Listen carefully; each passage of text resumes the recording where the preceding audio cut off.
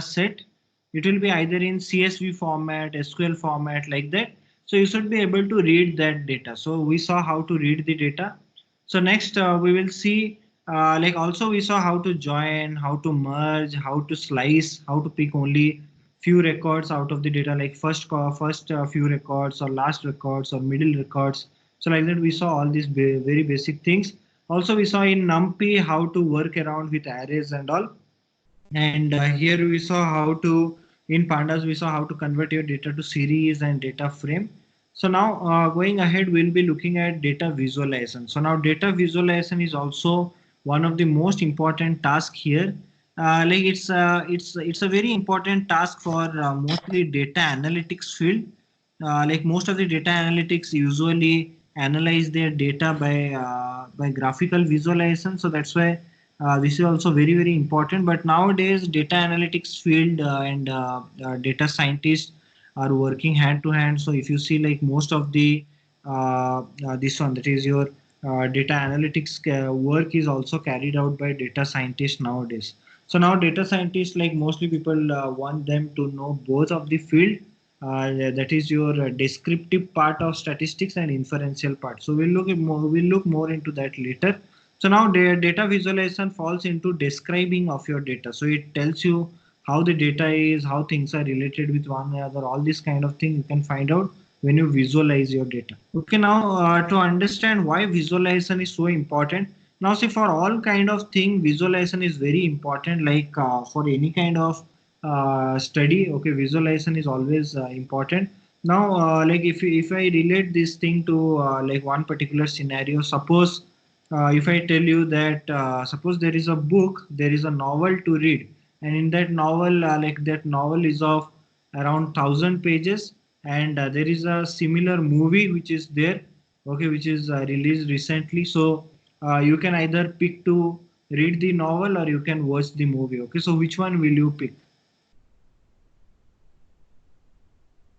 Okay, reading the novel or watching the movie, which is also based on the same novel.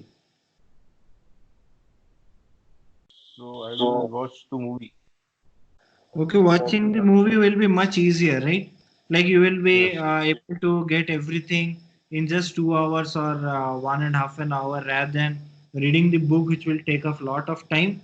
And also, like to read the book, you have to relate all the characters who are there, and it will be a cumbersome task. And that's why, like if you see, like one more thing to learn here is like textual data. Okay, when you are processing textual data in your brain, it takes more time as compared to imagery data. So our brain can process visual data more faster as compared to text data. Okay, so it can process images much faster as compared to text. That's why like in study also, like when we do any study or anything, we always try to convert it to some kind of image, so our brain can understand it much faster. So image is something which brain can understand more faster as compared to text. So that's why data visualization is also similar to that. Suppose I have lot of data here saying some sales value with respect to marketing and all. So suppose there are millions and billions of records in your data set, or suppose at least 1,000 records are also there. But now to understand those 1,000 records, you have is all the record, you have to go by one to each of the record to find out what's there. But when you put it in a graph, then you can easily understand what's there, like how sales is changing with respect to marketing.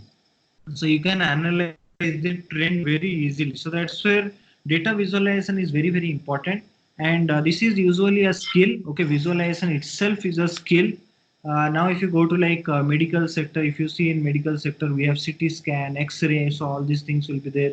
So now here like whenever you go to any hospital, you will see that a doctor who is prescribing medicine will not be able to analyze those kind of like images. Okay, they are not good in analyzing images. Like image analysis will be done by some other specialist who does imagery like analysis. So that's where like in each of the hospital they'll be having some specialist who will be skilled to only analyze the visual images. So we analyzing the visual data is itself a skill. So data visualization is itself a skill here. Now, if you see, there are like tools also. There are big tools for data visualization. Like you have Cognos, you have Tableau. So Tableau tool, we are also here also we use Tableau a lot. So Tableau tool is there, Cognos tool is there. So like that, these are some tools which are used for visualizing your data, just to visualize and understand. And if you see, these tools are like sold in like huge amount. Like any company who buys these tools, they pay in crores.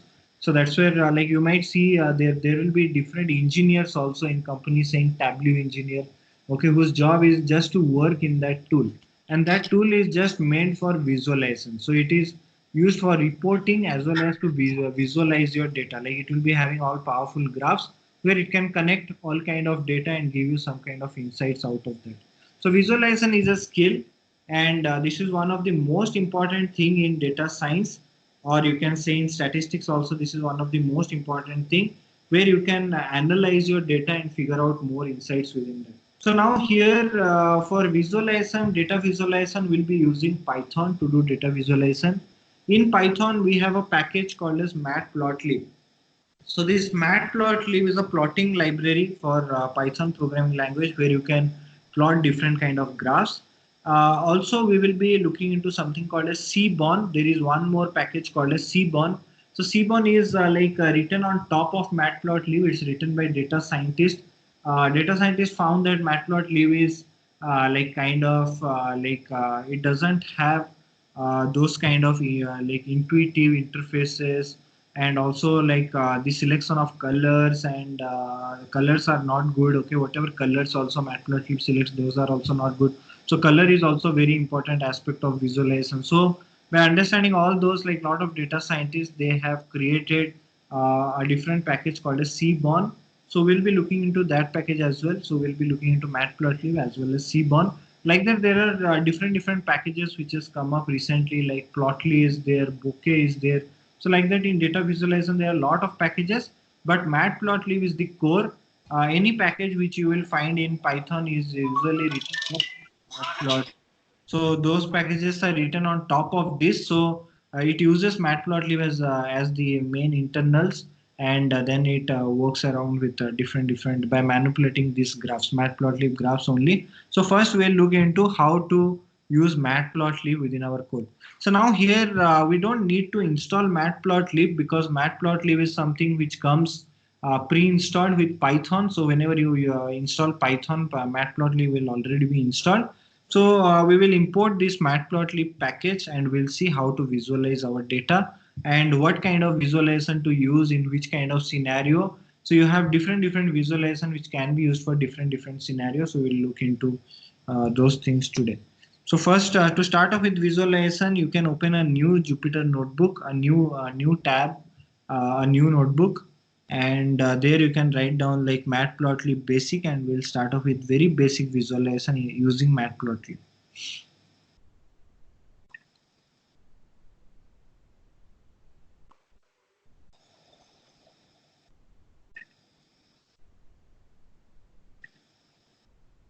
Okay, so now to import matplotlib, you can import this package by saying import matplotlib.pyplot. So pyplot stands for Python plot. So import matplotlib.pyplot as PLT. So PLT is just an alias to the package. Like this is matplotlib is the main package name. Inside that we have a sub package called as pyplot, and we'll be using this pyplot package, that is Python plot, to create different graphs.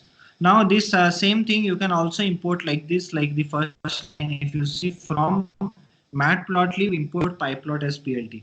As matplotlib is the main package from which we are deriving this sub package, so we can also call the main package by using from keyword. So here I'm saying from matplotlib import pyplot as PLT. So any both of these will work. Okay, anyone you can write.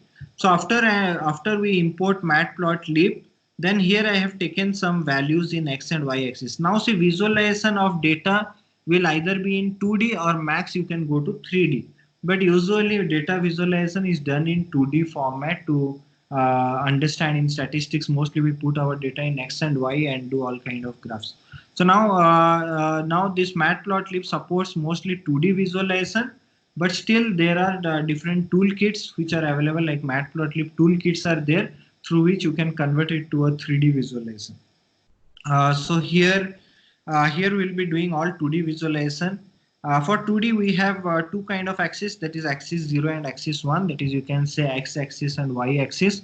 So here I have taken some list of values in x axis and y axis. So here I'm saying x equal to 1 2 3 and y equal to 4 5 2. So when x is 1, y is 4, x is 2, y is 5, like that. So to plot a graph, so first we'll be plotting a graph called as line plot or line chart. So first graph which we'll be plotting is a line chart.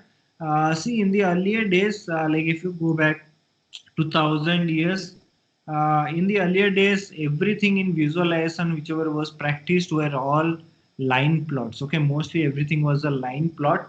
Later on came up something called as dot plot. Dot plots are like count of values. We were not having plots like bar chart, pie chart. Okay, you will going ahead, you will see histogram, bar chart, all these things. Those were not there in the earlier days. Earlier days, everything was plotted within x and y axis by using a line. So here first we'll be plotting a line chart. So if you say plt dot plot, so plt means matplotlib dot plot. Dot plot is used for a line plot. Then I'm passing here my x values and y values. So it will plot all the x values in x axis and y values in y axis. So here if you see, this is our plot where it has taken like x axis values, like if you see our values when x is 1, y is 4.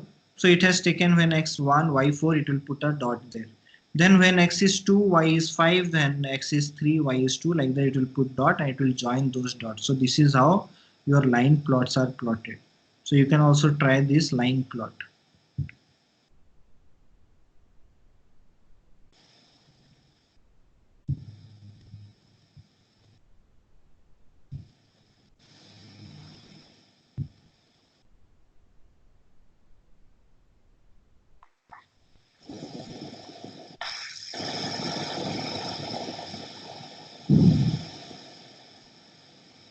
I checked it mine also. Done? Yeah, done. Okay, so now here, see, one more thing is like I'm plotting a line plot, but I have not given any label to anything saying, okay, what's there in x-axis, y-axis. Okay, so to add labels, we can add it in the next one. What I have done, I have added labels. So first I'm adding a title saying plt.title. So I'm giving a title to the graph. Then I'm giving some label to my x-axis and y-axis. Now to label your x-axis, you can label by using this method plt.xlabel. Then for y, I am using plt.y level. So I am giving a label like x-axis, y-axis. Then plt.show. Plt.show is like what it will do. It will use all the code whatever you have written for in the cell block, and it will create a graph. It will use all the code block and it will create a graph. Now plt.show is not needed, but it's good to always use plt.show, because if you have multiple plots, plt.show is very much useful. And also sometimes your graph doesn't get plotted in your Jupyter notebook. For that also plt.show uses all the functionality and then it creates the graph. So here plt.show is important, which will use all the features whatever we have defined, and it will use those features to plot the graph. So you can try this also, like adding title and label to your graph.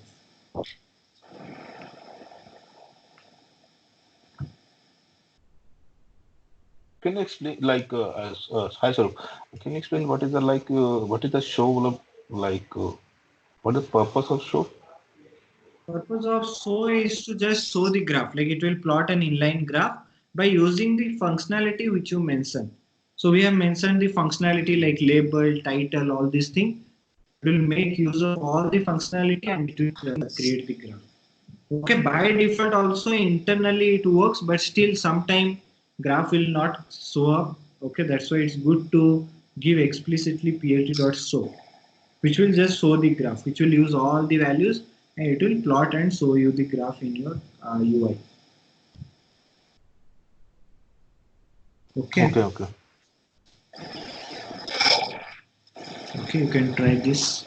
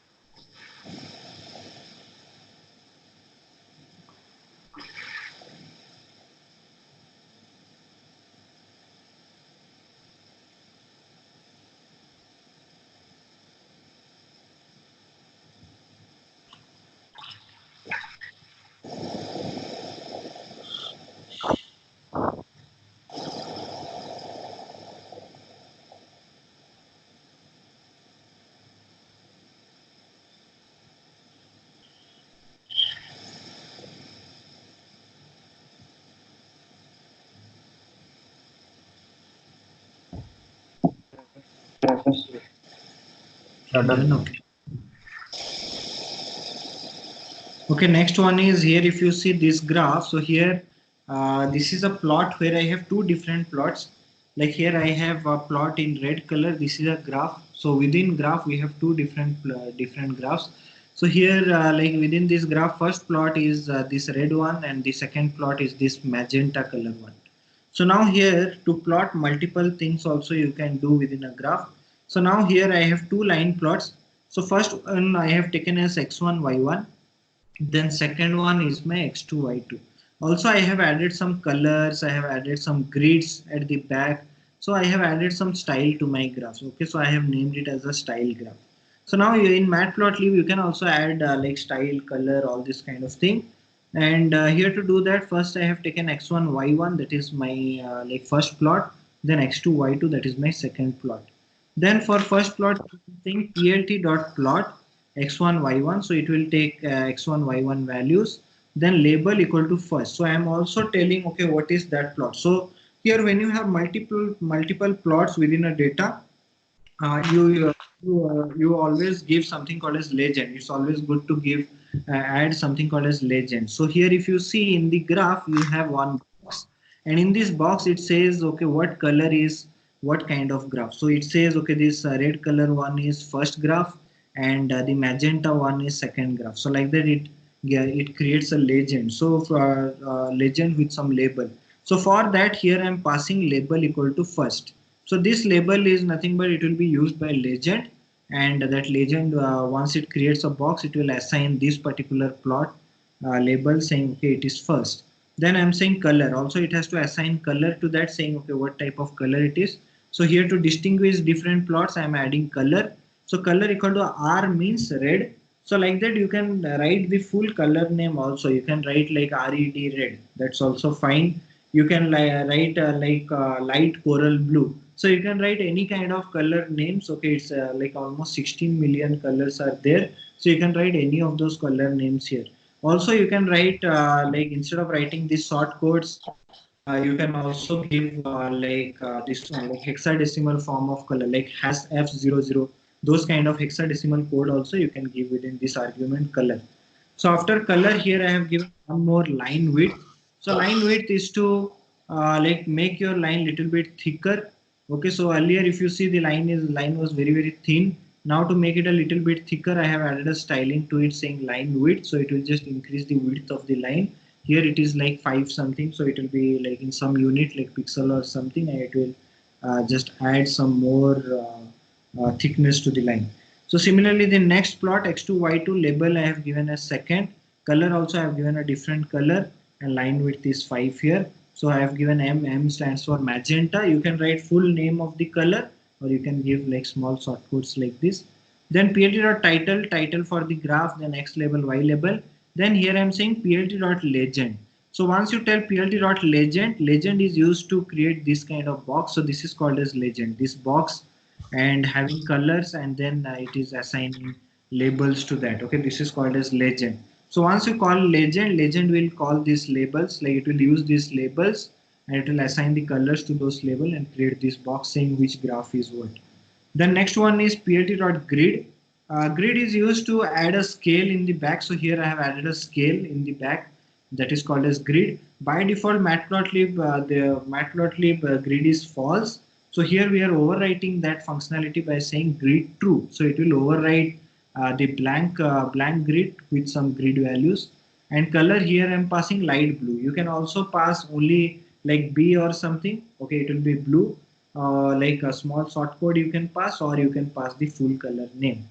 Then plt.show will use so will take all this functionality, and it will plot the graph.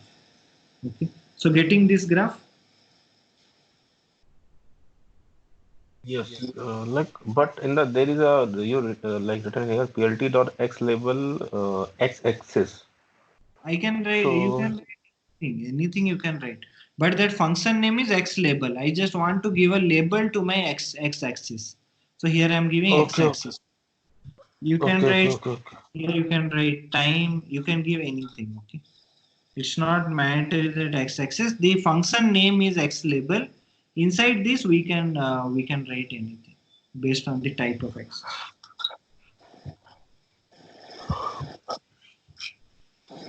Okay. Okay, so you can try this.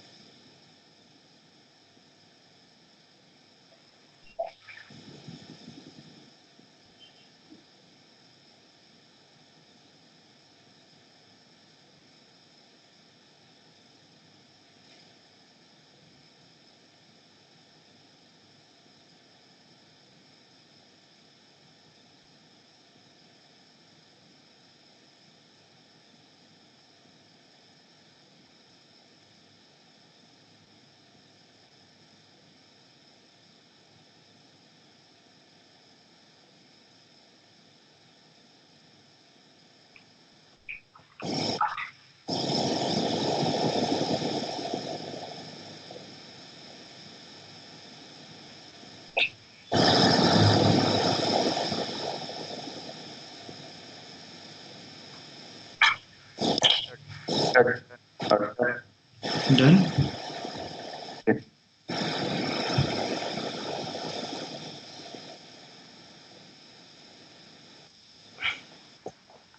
Okay, so next one we look into is called as a bar plot. Okay, so now bar plot is used when you want to distinguish multiple categorical data. When you have a categorical data, you'll be using this plot called as bar plot. Okay, so you guys know what is categorical data, right? See, what is category? Category means data which doesn't change over time, right? Like which teams are playing in IPL, those are categorical. What are the different breeds of dog? It is categorical. What are the different politics party taking part in election? Categorical. So data which doesn't change over time, and data which keep on changing over time, like your sales value, market value, those are continuous value, right? So we have two types of data. One is categorical, one is continuous. Okay. Now, Okay. now to visualize categorical data, we use bar plot. Bar plot tells us the difference between the categorical data. So here, if you see, here I have two categories, and I want to see how one category is different from the other. So here, like it says, okay, this category with this kind of value, this is the count of that category. The other category with a different count. So this is how you you can differentiate a categorical data, or you can analyze any categorical data by using this plot that is called as bar plot. So now here I have taken some x1 y1, so that is my first category, and x2 y2, that is my second category. So here I'm saying when x1 is 1, y1 is 5. So when x1 is 1, y1 is 5. So like that it will create. So this is your categorical data. Then to plot this in bar plot, we'll be using plt.bar. So plt.bar is used to plot a bar graph. Like plt.plot is used for a line plot, plt.bar is used for a bar plot. So here plt.bar, then x1, y1, then I have passed some label. Then similarly x2, y2, plt legend, x label, y label. So everything is similar. And here you can also add colors like you added in the previous one. Here also you can add color if you want. I haven't given any color, but it has assigned different color by knowing, okay, these are the two categories which are there. So it has by default assigned some color.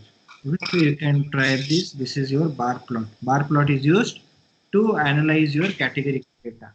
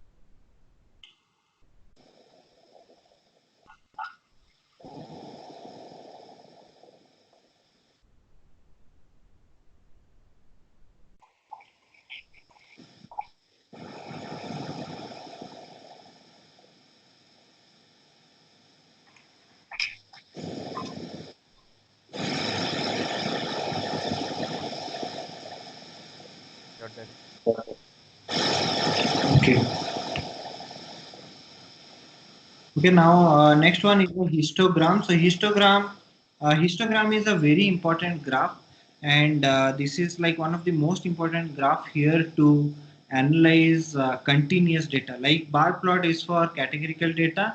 To analyze the continuous data, like a data trend, like any continuous value, how it's changing, like sales value, marketing value, any continuous value, like a stock market value. So to plot any continuous value, we have this histogram. So histogram is also called as univariate distribution, like one single variable, how it is distributed. If you want to see, you can use this histogram. So in interviews also they ask, most of the places they ask like for univariate distribution, which kind of plot you will use. That is nothing but our histogram. So histogram shows us like how things are changing over time. Like continuous data. So here I have taken some values, like some continuous values, saying some sales values in 12, 10, 5, 7, like some continuous random value.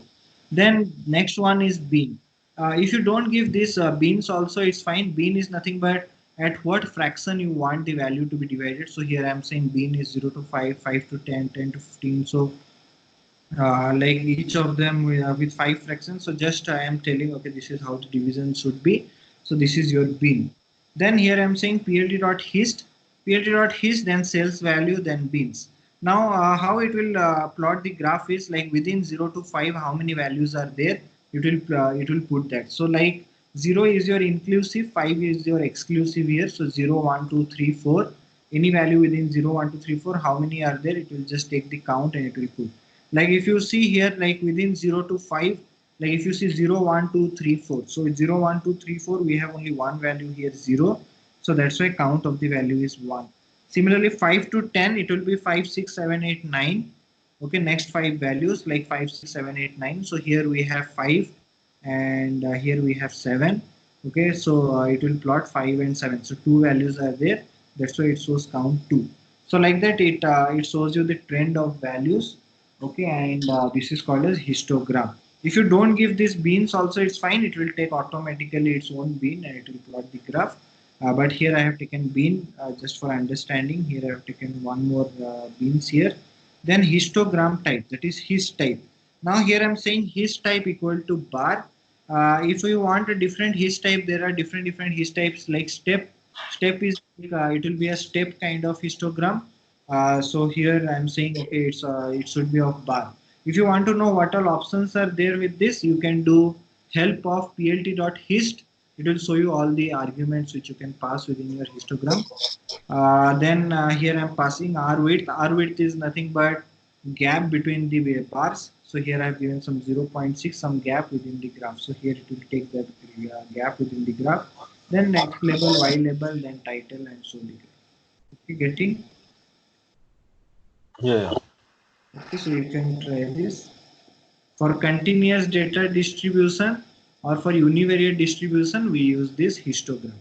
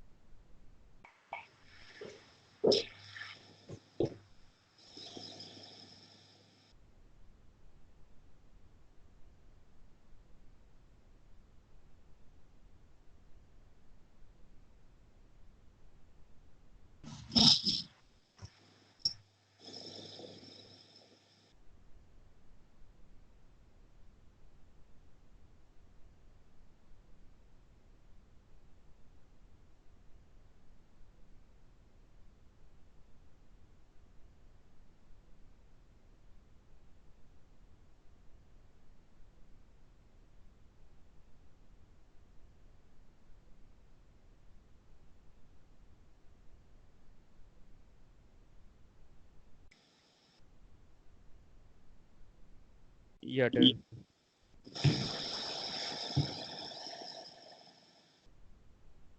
Okay, next plot. This is also a very important plot. This is called a scatter plot. So now this scatter plot, if you see, it looks like dots values. Okay, which are like some values which are scattered around in the plot. Okay, so now this scatter plot is used to like plot the correlation among the data. To understand the correlation among the data, we use scatter plot. Okay, it shows you how things are correlated. Like if you plot something here, you can find out if things are linearly correlated. Like when x is increasing, is y also increasing, or when x is decreasing, is y also decreasing, or it's like completely non-linear, or are they scattered. So like that, to understand all kind of like correlation within the data, we use this scatter plot. Also you can find out like how one point is different from the other. Okay, so all those kind of thing you can find through scatter plot. So scatter plot is also one of the most important plot here, which plots the correlation among the data. So here I have taken some x value, some y value. So saying when x is 1, y is 3. So when x is 1, y is 3, it will just put a dot there. So like that, when x is 3, y is 5, so it will put a dot there. So like that. Then plt dot scatter is used to plot a scatter plot. Here I have given those scatter some color, saying color equal to b means blue, then x label, y label, title, and so. Okay, so this is also very important graph, like histogram, scatter plot. These are the graphs which we'll be using most of the time to understand our data. Scatter plot will tell us how things are correlated with one another and what type of correlation. Okay, so you can try this.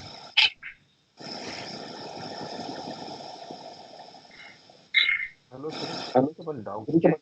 Yeah, tell me. Can you give a histogram like graph? Okay. Yes.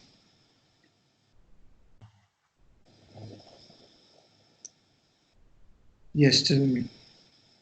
In a histogram, like I see, there is a there is a like sales value is like at least 15 types of like data is there or records are there, Yes. right? Yes. So, but in the like in the like pictorial representation, only Hmm. I'm seeing like five or six like of bars. Bars. Okay, or that kind of, yeah, Count yeah. of values. It's count of the values within the range. Now within 0 to 5, how many values are there? Within 5 to 10, how many values are there? Like that. Okay, okay, okay. It's Okay, like count. that only. Yeah, within 10 to 15, how many values are there? Like that. Okay, okay, okay. So Okay. it's counting like 0 to 5, how many values are there? Like 5 to 10, how many values are there? Same thing. Okay, okay. So number of counts is telling. Yes, number of counts. Okay, distributions are like that. Number of counts. Like within this range, how many people are there? How many counts are there? Okay, those kind of things. How many elements are there? Okay, distributions are Okay. like. Okay, so any more doubt here on histogram? No, no, no. Okay. Okay, you can do scatter plot. Scatter plot you are getting. Yeah, it's just I'm going, just now I'm going to do it. It's good. Yeah, okay.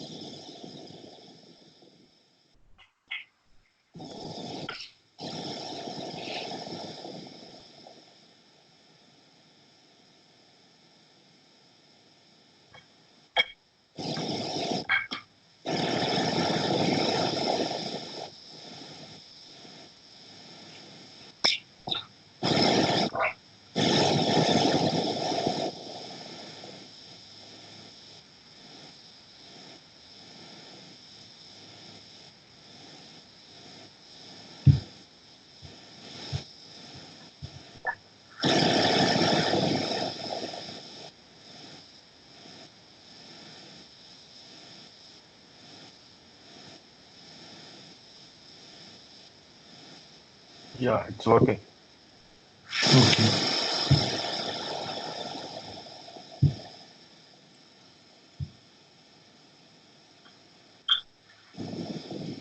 Okay, next we'll see pie chart. After that, we'll see the other ones. So pie chart is also a plot. So this is a plot which is used to check the proportion of data distribution, like within 100%. Okay, how much is a particular data is being is being distributed. So to understand proportion of data within a data set, we use this pie chart. So now here, like pie chart looks like a pie, so it's like a circle. In there, it will show you the data distribution, data proportion. Sorry, not distribution, data proportion. So now here, like first, I have taken some labels. Suppose I have labels saying Python, C++. Suppose in a class, there are 215 students, so sizes of Python. So here I have taken suppose 215 students in Python, 130 students in C++, 245 in Ruby, and 210 in Java. And I want to see the proportion of those, like how much out of 100 is Python, out of 100 is C++, those things. Then we can do pie chart. Then here I am giving some color as four different datas are there. So four different colors I am giving. You can give colors like A, B, C, D, those kind of colors, or you can give the full name of colors. Like here I've given gold, yellow, green, light coral, light sky blue. So like the different color name I have given. Then plt.py is used to plot this pie chart. Then sizes are nothing but the values which we'll be using to get the proportion. Then label, I'm passing the labels here. Then colors are the colors which I have defined. Then auto PCT. Auto PCT stands for auto percentile. Like in what percentile do you want the value? So that we can format it here by giving the value within the percentage. Here I am saying percent 1.2 f percent. So it will be like two decimal factor. Okay, like two decimal point. 1.2 f means two decimal points. So here it says 16.25. Like the two decimal values are there. So like that, if I say 1.3 f, it will be like 16.251, like that. Okay, three values will be there after the decimal point. So that also you can format by using this argument auto PCT. Then after that, at the end also I have added one more percentage so that it will show the percent here within the graph. Then plt.show to show the graph. Okay, so you are getting this. Yeah. Okay, you can try this.